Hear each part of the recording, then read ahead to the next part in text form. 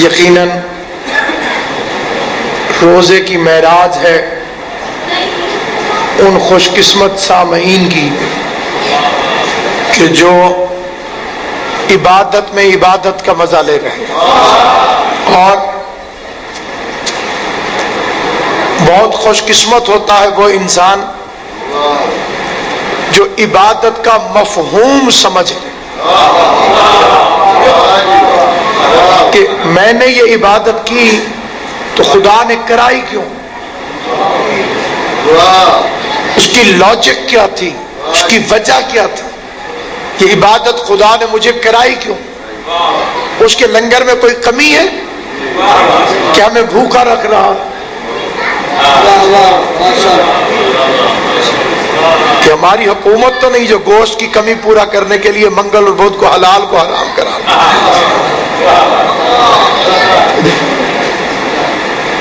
یہی لاجک دی جاتی ہے کہ گوشت میں کمی ہے لہذا منگل اور بدھ کو بکرا ذبح نہیں کر، رزق کی کمی تمہارے ذمہ نہیں، رزق کی کمی ہو ہی نہیں سکتی کیونکہ اس کا ذمہ خدا نے اٹھایا۔ کوئی سستی نہ کرے، کاہلی نہ کرے تو بھوکا نہیں سوتا، سستی اور کاہلی نہ کرے تو بھوکا نہیں سو سکتا۔ یہ جو بندوں کی اللہ سے لڑائی ہے یہ دولت مانگتے ہیں، پیسہ دیتے ہیں، نہیں ملتا تو پھر اعتراض کرتے ہیں کہ دعا قبول نہیں کرتا۔ اس نے دولت کا وعدہ نہیں کیا، اس نے رزق کا وعدہ کیا ہے، اور وہ آئی سی یو میں آخری وقت میں موت کے نزدیک بھی ٹوٹیوں کے ذریعے پہنچ رہا ہوتا کہ بالکل جان نکلنے والی ہے، ہوش ہی نہیں کائنات کا، لیکن اس دن کے رزق کی ذمہ داری خدا کی ہے۔ تو سانس لے رہا ہے تو تیرا رزق تجھے پہنچے گا۔ اب ہمارے ساتھ مسئلہ یہ ہے کہ ہم اللہ سے رزق مانگنے کی بجائے دولت مانگنے لگے، دولت آ جاتی ہے رزق چلا جاتا ہے۔ تھوڑے بندوں کو میری بات سمجھ میں آئی ہے، دولت آ جاتی ہے رزق چلا جاتا ہے۔ جی کھانا کھائیں، نہیں میں نے گولی کھائی، بات سمجھ میں آئی؟ ہر بیماری عذاب نہیں، بیماری تین قسم کی ہے، ایک موت کا پیش خیمہ، ایک قرب الہی کا ذریعہ، مومن کی ہائے بھی گناہوں کا کفارہ، ایک رات اگر کوئی مومن بیمار رہ جائے تو یہ اس کے 1 سال کے گناہوں کا کفارہ۔ اسی لیے آپ کے معصوم امام کا فرمان ہے کہ جو بندہ بیمار ہو اور عیادت کرنے والوں کے سامنے بیماری کی شکایت نہ کرے، بیمار ہو اور پوچھنے والوں کے سامنے بیماری کی شکایت نہ کرے تو قیامت والے دن ابراہیم نبی کے ساتھ اٹھے گا، خلیل الرحمن کے ساتھ اٹھے گا، بشرطے کہ قناعت پیدا کرے، صبر و شکر پیدا کرے۔ ہمارے ایک بہت بڑے عالم دین نجف اشرف کے، اور غربت ایسی کہ جوتی نہیں تھی، گھاس کو پاؤں پہ باندھتے تھے دھاگے کے ساتھ تاکہ نجف کی گرمی میں پاؤں جلے نہیں۔ امیر المومنین کے روزے کے پاس سے گزرے، زری کو دیکھے کہا واہ یا علی، اتنا علم دیا تھا، ایک جوتی بھی دے دیتے۔ ابھی 2 قدم آگے چلے تھے کہ ان کا بھی استاد جو علم ان سے بھی بہت بڑا تھا، اس کے دونوں پاؤں نہیں تھے، وہ تپتی زمین پہ ہاتھوں سے چلتا بھی آتا تھا، اور علی کا روزہ دیکھ کے کہتا تھا حمدن للہ شکرن للہ۔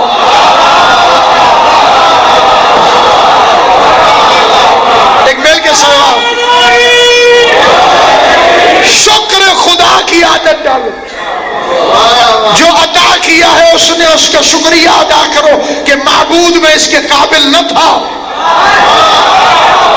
یہ تیرا الطاف ہے، یہ تیرا کرم ہے، یہ تیرا لطف ہے کہ تو نے مجھے عطا کیا۔ اسی لیے تو بندے نے امام سے پوچھا، مولا مستحق فقیر کو خیرات دوں؟ کبھی کبھی خیر مستحق بھی آ جاتے ہیں، مشتنڈے۔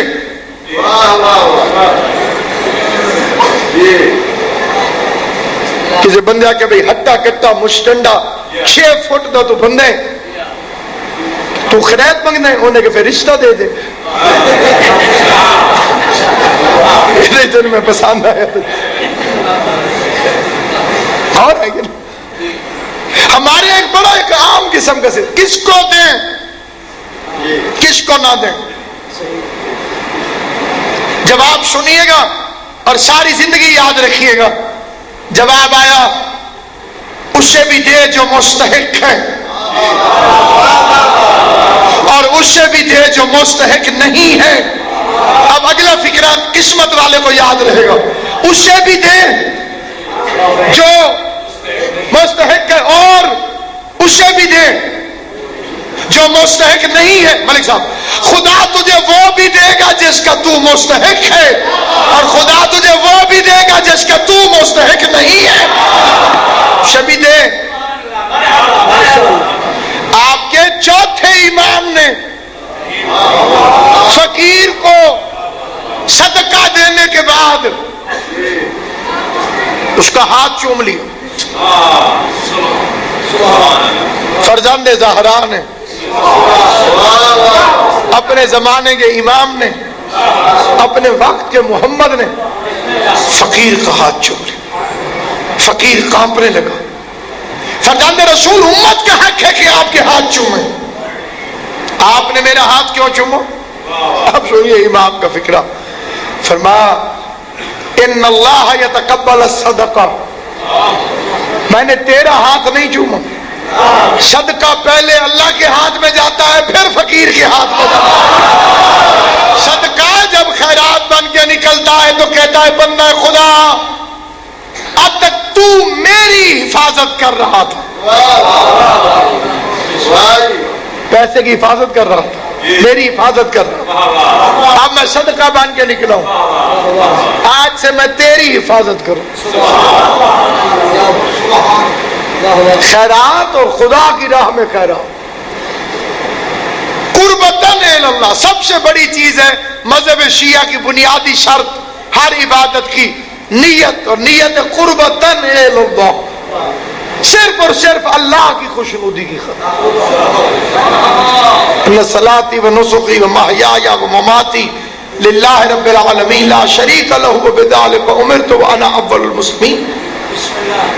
نیت ہونی چاہیے خدا راضی ہو جائے۔ اب بات قسمتی سے ہماری نیت کیا ہوتی ہے؟ ناصر صاحب نے خیرات بانٹی، ان کی خواہش ہے محلے والوں کو پتہ چلے کہ میں نے خیرات پکائی، تو پھر اجر بھی محلے والوں سے ملے گا، کیونکہ خدا شریک تو برداشت کرتا ہی نہیں۔ میں کچھ میری خوشنودی چاہیے تھی، کچھ پبلک کی، اللہ کہتے ہیں انہی کی خوشنودی خالصتاً اس کی ذات کی خاطر۔ پھر دینا کس کو ہے؟ آت المال ذی القربى والیتامى والمساکین وابن السبیل۔ پہلا حق ہے غریب رشتہ دار، پہلا حق ازرو قرآن غریب رشتہ دار۔ رشتہ دار تلا گنگ میں بھوکا بیٹھا رہے اور صاحب 10 لاکھ روپے اسلام آباد میں خیرات دے آئے، قبول نہیں۔ پہلے اپنے غریب رشتہ دار کا خیال کر، اس کے بعد غریب ہمسائے کا پتہ کر، یتیم کا پتہ کر کہ تیرے علاقے میں کوئی یتیم تو نہیں رہتا۔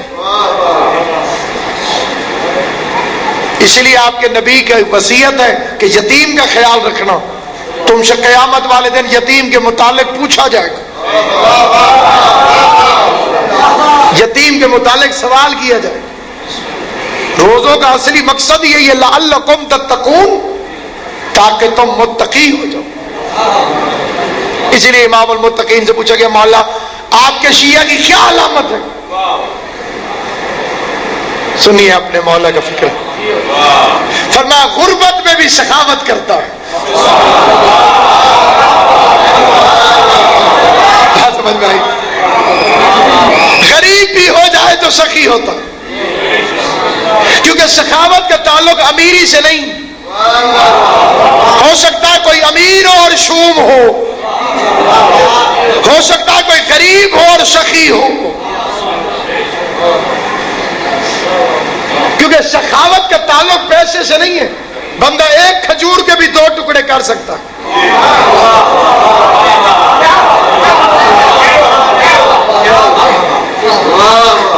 اگر بندہ چکر باز ہو، اس جیب میں بادام، اس جیب میں چنے، بادام کھا رہے تھے، سامنے آ کے مولوی صاحب کے پہ کھاندے ہو تو صحیح کھاؤ۔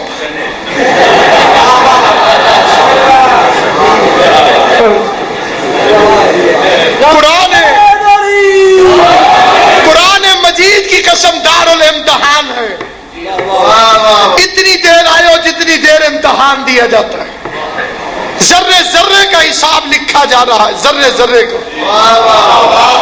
سوچوں کا بھی خالق ہے، آپ نے سوچا اس نے لکھ لیا،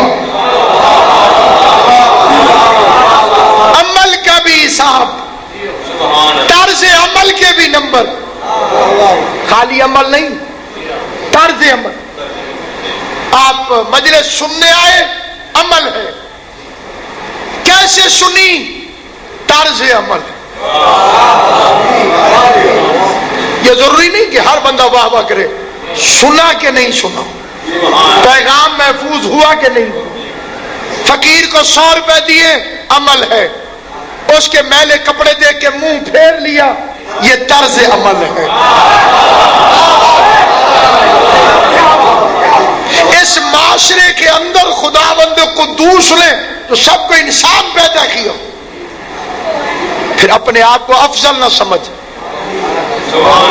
موسیٰ علیہ السلام سے خدا نے کہا کل اسے لے آنا جو تجھ سے کم تر ہو، جو تجھ سے کم تر ہو۔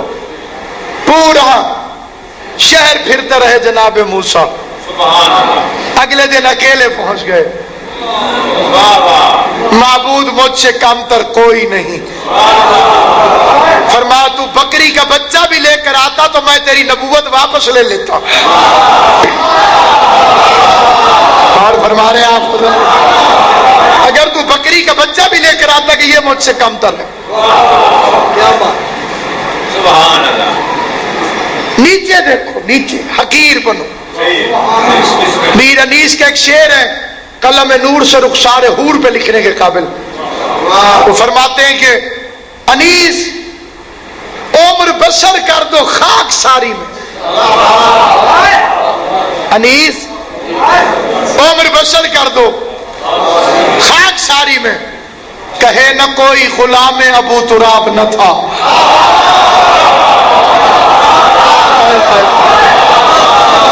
ابو تراب کے غلام میں تو انکساری ہوتی ہے، اسی لیے ایک بندے نے کہا مولا میری میں ختم نہیں ہوتی، میری اندر کا غرور ختم نہیں ہوتا۔ امام علیہ السلام نے فرمایا نماز با جماعت کی پچھلی صفوں میں شرکت کر تاکہ غریب مومن کے تلووں کے پیچھے تیرا سر آئے۔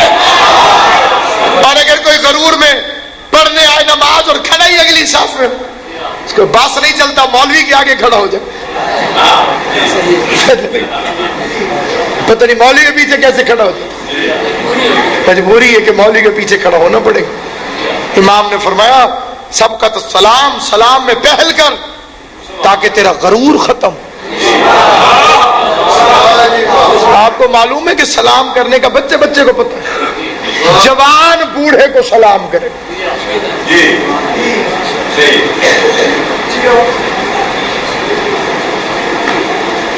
یہ ایک کامن بات ہے، آپ کو بچپن سے پتہ ہے۔ کون سلام کرے؟ جوان بوڑھے کو سلام، جتنے چپ بیٹھے ہو السلام علیکم۔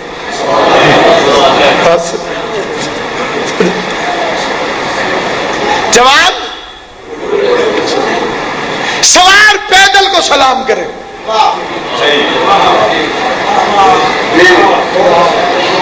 20 لاکھ کی کار ہے، پیدل کو سلام کر.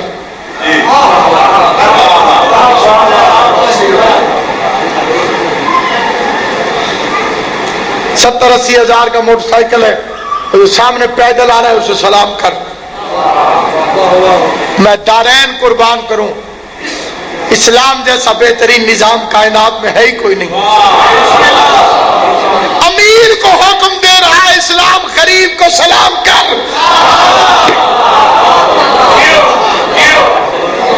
اب ایک مرتبہ پھر توجہ فرمائیں، پیدل کسے سلام کرے؟ سوار پیدل کو سلام کرے. میرا دل کرتا ہے ایک دفعہ پھر توجہ سے سن لے تو میں فکر عرض کروں. سوار پیدل کو سلام کرے، جوان بوڑھے کو سلام کرے، امیر غریب کو سلام کرے. تلا گنگ والوں قیامت تک فکر یاد رکھنا، جہاں جہاں گردن میں غرور آ سکتا تھا وہاں وہاں اسلام نے گردن کو جھکا دیا. دولت پہ ناز ہے تو غریب کو سلام کر، سواری پہ ناز ہے تو پیدل کو سلام کر، جوانی پہ غرور ہے تو بوڑھے کو سلام کر. سلام کا مطلب کیا ہے؟ 3 ایگریمنٹ، خالی لفظ نہیں. السلام علیکم کیا مطلب؟ جان، مال، عزت، 3 چیزوں کے تحفظ کی گارنٹی. تیری جان کو میری طرف سے سلامتی ہوگی، تیرے مال کو میری طرف سے سلامتی ہوگی، تیری عزت کو میری طرف سے سلامتی ہوگی. اس نے کہا وعلیکم السلام، میری طرف سے بھی یہ تینوں وعدے ہیں. آپ بتائیے دنیا سلام کو سمجھ لے تو اسلام کو نہ سمجھ لے، خالی سلام کو سمجھ لے. پھر اس کے بعد سلام کرنے کے آداب. کئی بندے انگلیوں سے انگلیاں ملاتے، کئی بندے پتہ تو ان بھی ہے سارا، صرف میں تو لوگ سلام نہیں کریں تو ٹھیک ہے. کئی بندے زور سے تو بہت دیتے، اگلے دن چیخ نکل.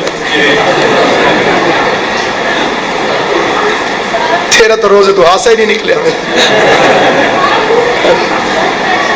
حکم مذہب اہل بیت میں ان جگہوں کا آپس میں ٹکرانا ضروری ہے. اب میرے ہاتھ کیونکہ مختلف ہے، سامنے سے پہلے سلام کریں، اس جگہ کو اس جگہ سے ٹکرانا ضروری ہے کیونکہ یہاں ایمان کا نور ہے. یہ نور نور سے ٹکرائے گا، چارجنگ ہو جائے گا. اور پھر آپ کے معصوم امام نے فرمایا علی کی عزت کی قسم فخر کرو، ناز کرو شیعہ ہونے پر. تمہارے مولا نے فرمایا کہ جب 2 مومن آپس میں سلام کرتے ہیں تو 4 ہاتھ ان کے ہوتے ہیں اور اس میں 5واں ہاتھ زمانے کے امام کا ہوتا. 4 ہاتھ مومنین کے، 5واں ہاتھ حجت خدا کا، بشرطے کہ نیت خلوص سے ملائے. یہ نہیں کہ دل میں گالیاں دے رہا ہو. ہمارے ملتان میں تو رواج ہے، بندہ دور سے آ رہا، اے بلا کتوں نازل تھی گئی چٹی پوے سے آج روزہ ہی تھیں کھلیں دے. نزدیک پہنچے، بسم اللہ صحیح، بسم اللہ صحیح. عید کا چاندر بن گئے ہو، نظر ہی نہیں بیان ہے نہیں. اسلام ایک بہترین مذہب، بہترین مذہب. اگر اس پر عمل کر لیا جائے ایک بھی فساد معاشرے میں نہ رہے، ایک بھی فساد. مولا علی نے اس دکاندار سے سودا نہ خریدا جس نے علی کو امیر المومنین کہہ کے سلام کیا. کہ تو رعایت کرے گا اور میں تیرا حق تجھے دینا چاہتا ہوں.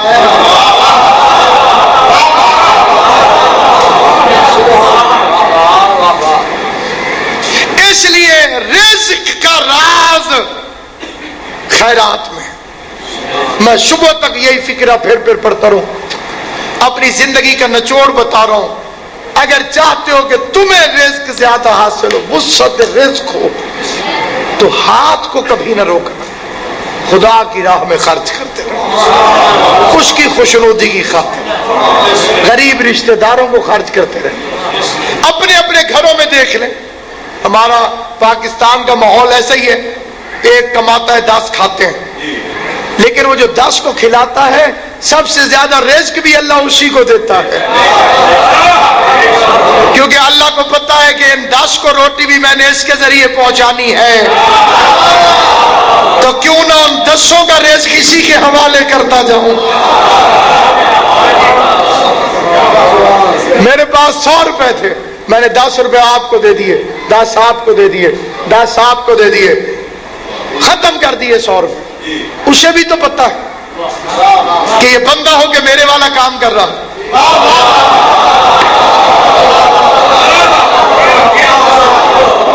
یہ تو جس کو میں نے دیا اس کا نصیب تھا, اب اس کا نصیب کیا میرے طرف سے, اللہ نے مجھے امین سمجھ کے اور دے گا اور دے گا اور دے گا.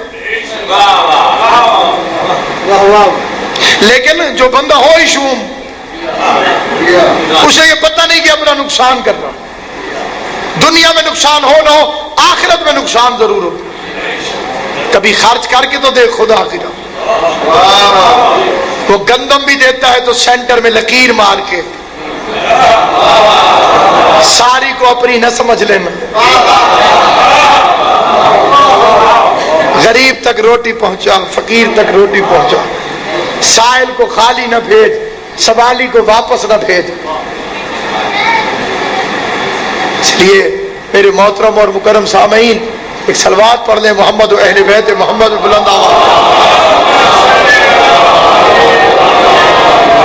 سامعین گرامی قدر, اس پوری دنیا کے اندر جس انسان میں سخاوت پائی جائے گی اس کے گھر میں کبھی غربت نہیں آئے گی. امام حسن کی ایک حدیث ہے, ساری زندگی یاد رکھیے گا.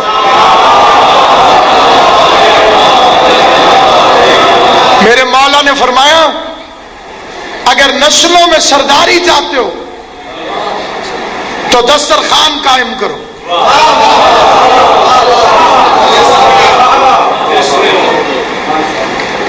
اگر چاہتے ہو تمہاری نسلوں میں سرداری. آل محمد نے ہر چیز بتائی ہے, ہر چیز, کوئی چیز نہیں جو آل محمد نے چھوڑی. ایک چھوٹی سی دعا ہے, بسم اللہ الرحمن الرحیم, یا اللہ یا اللہ یا اللہ, یا رب یا رب یا رب, یا ذا الجلال والاکرام, اسألک باسمک العظیم الاعظم ان ترزقنی رزقا طیبا حلالا واسعا برحمتک یا ارحم الراحمین. امام فرماتے ہیں صبح و شام جو اس دعا کو 3 دفعہ پڑھ لے اس کی 7 پشتوں میں سے رزق ختم نہیں ہوگا.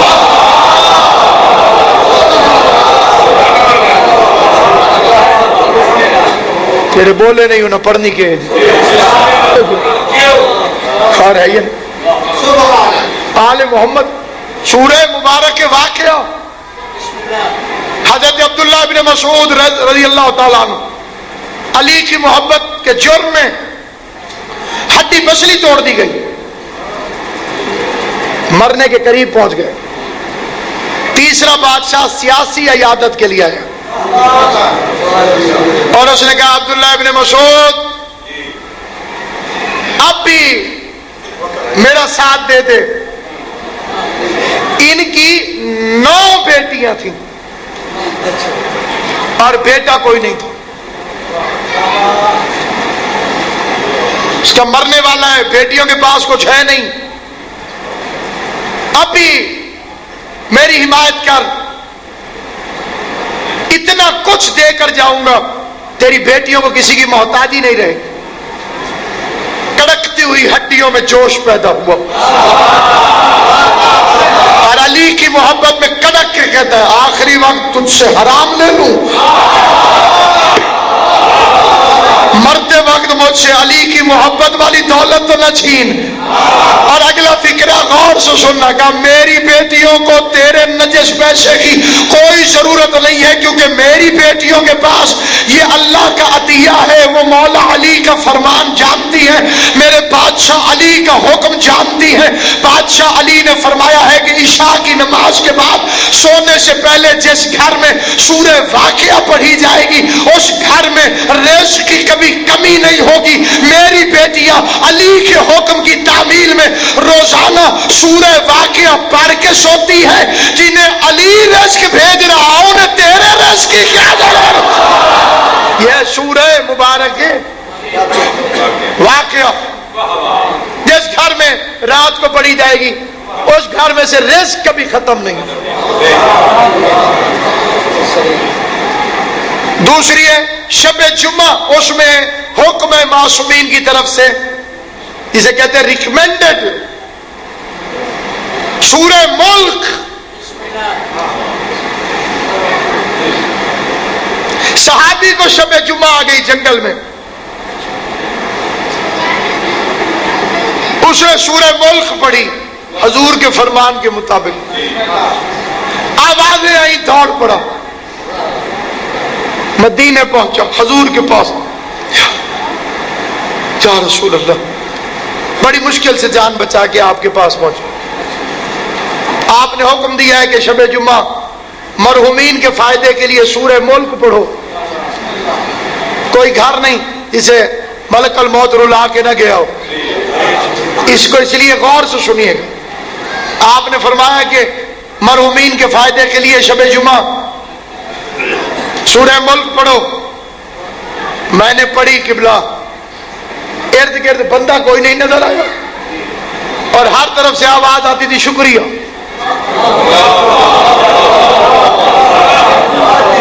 مولا میں تو ڈر گیا. کہا ڈرتا کیوں ہے؟ وہ مومنین تھے جو چھوٹی چھوٹی غلطیوں کی وجہ سے پکڑے پڑے تھے. تو نے سورہ ملک پڑھی, اللہ نے انہیں آزاد کر دیا ہے, تیرا شکریہ ادا کر. ہو سکتا ہے کسی بندے کے ذہن میں سوال پیدا ہو کہ جی اس کی نیت ان مرحومین کے لیے تو تھی ہی نہیں, پھر انہیں فائدہ کیسے ہو؟ ایک ہوتی ہے دوائی جو کھائے گا اسے فائدہ ملے. ایک ہوتا ہے سرکاری حکومت کی طرف سے سپرے, جہاں جہاں مریض پڑا ہوگا شفا یاب ہوتا جائے. سورہ ملک مرنے والوں کے لیے خدا کا بخشش کا سپرے ہے. جس قبرستان میں پڑی جائے گی ہر مومن مردے کی بخشش ہو جائے گی. جس گھر میں پڑی جائے گی اس کے جملہ مرحومین کی مغفرت ہو جائے گی. قرآن میں طاقت ہے, یہ الفاظ ہیں خدا کی زبانوں کے, کلام خداوند کریم کو. اس لیے یہ مہینہ بہار تلاوت. جس گھر میں اس مہینے میں قرآن نہ پڑھا جائے وہ شیعہ کہلوانا چھوڑ دے. آسمان والوں کے لیے وہ گھر زمین پر ستاروں کی طرح چمکتے ہیں جن گھروں میں تلاوت قرآن ہوتی. کئی بندے ہمارے یہ بھی بہانہ کرتے ہیں میں پڑھے ہو یا کوئی نہیں. پہلے تو ضروری ہے کہ پڑھو, بوڑھے بھی ہو جاؤ, قرآن نہیں پڑھے ہوئے تو پڑھو. اور تجھے کچھ نہ آتا ہو سورہ الحمد تو تجھے آتی ہو. معصوم کا فرمان ہے کوئی بندہ اگر کسی مشکل میں مبتلا ہو وہ پورے قرآن میں سے کئی سے 100 آیتیں تلاوت کر کے دعا مانگے, خدا قبول فرما دے. اپنے دلوں کو منور کرو تلاوت قرآن سے, اپنے رزق میں اضافہ کرو, خدا کی راہ میں خرچ کرو. تو حضرت موسیٰ علیہ السلام ایک مومن میاں بیوی کے گھر پہنچ گئے. کتنے خوش ہوئے ہوں گے کہ ہوں بھی مومن اور نبی دروازے پہ چل کے آئے.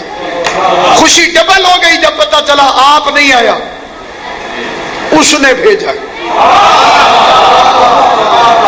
اور خوشی 3 گنا ہو گئی جب پتا چلا کہنے آیا ہے کہ عبادت قبول ہے. اور ساتھ ہی پوچھ رہا ہے، میں نے ہر بندے کی زندگی کے 2 حصے رکھے، آدھے میں غربت، آدھے میں امیری۔ تم بتاؤ کہ پہلے امیری چاہیے کہ غریبی؟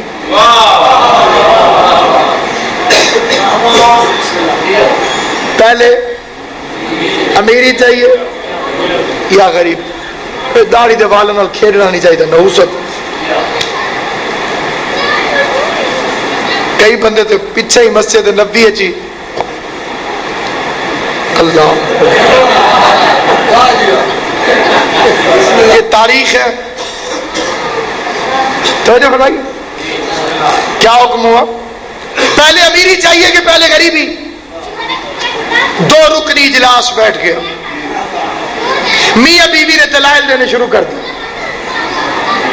کوئی کہے جوانی میں تو گزر جائے گی، سکا ٹکوری پچسی،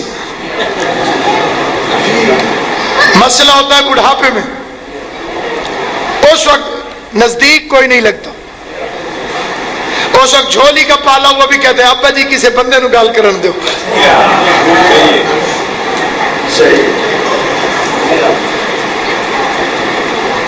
ان کو بڑھاپے میں معبود بے شک غربت دے دیں، اس وقت نہ کھاتے دا مزہ نہ پاتے دا مزہ،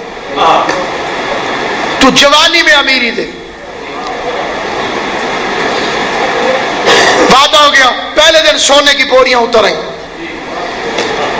میاں بیوی نے کہا ختم تو ہونا نہیں، اس کا وعدہ ہے، بندے ہم صرف 2 ہیں، اتنے سونے کو کیا کریں گے، آؤ بانٹتے ہیں۔